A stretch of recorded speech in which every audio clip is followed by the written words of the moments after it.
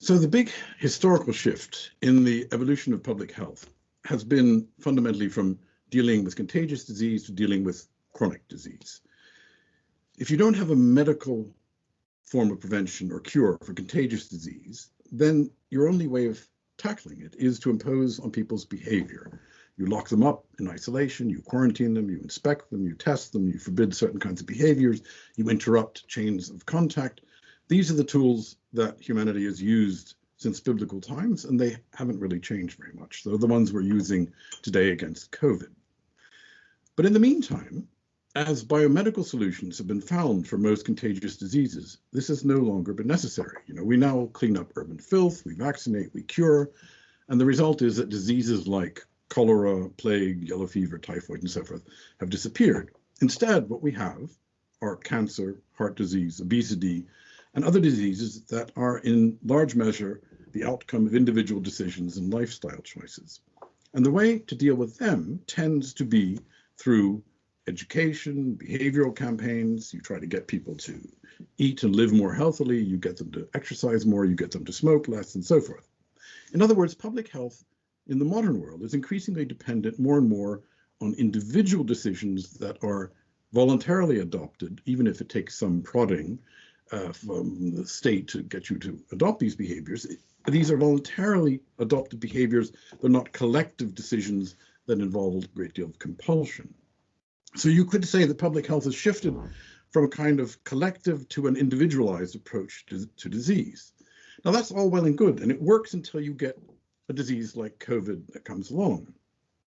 Because here we have a contagious disease that has no medical solution yet, which means that we have only the tried and true tools of the past to use against it. But within this repertoire of tactics, there has been some consistency in how different nations have approached the coronavirus. So island nations and nations that are remote from the main currents of peregrination in the past tried to wall themselves off against disease, and that was done again against the coronavirus. New Zealand, Australia, the Pacific Islands, Iceland, Norway, Finland, these are all distant and or islands and or able to wall themselves off in much the same way that has been done in the past. On the other hand, you have nations like the Netherlands that is smack dab in the middle of things. The Netherlands is sort of whatever the opposite of an island is, that's what the Netherlands is. There's so much in the middle of things that there's no way they could ever hope to wall themselves off from epidemic currents. The Holland didn't try to quarantine itself or protect its borders or anything like that during the cholera epidemics of the 19th century, and it hasn't really done anything like that now. So in a sense, it's followed a consistent preventative path in this case as well. The UK, in contrast, is of course an island, could in theory wall itself off, but it sees itself and has traditionally seen itself as a trading nation that is therefore unable to impose a quarantine.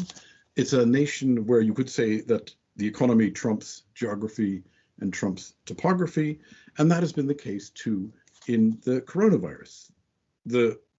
Britain didn't wall itself off with quarantines against the cholera in the 19th century, and it's sort of refusing to do the same against the coronavirus, or I should say, it has been refusing to do the same until quite recently.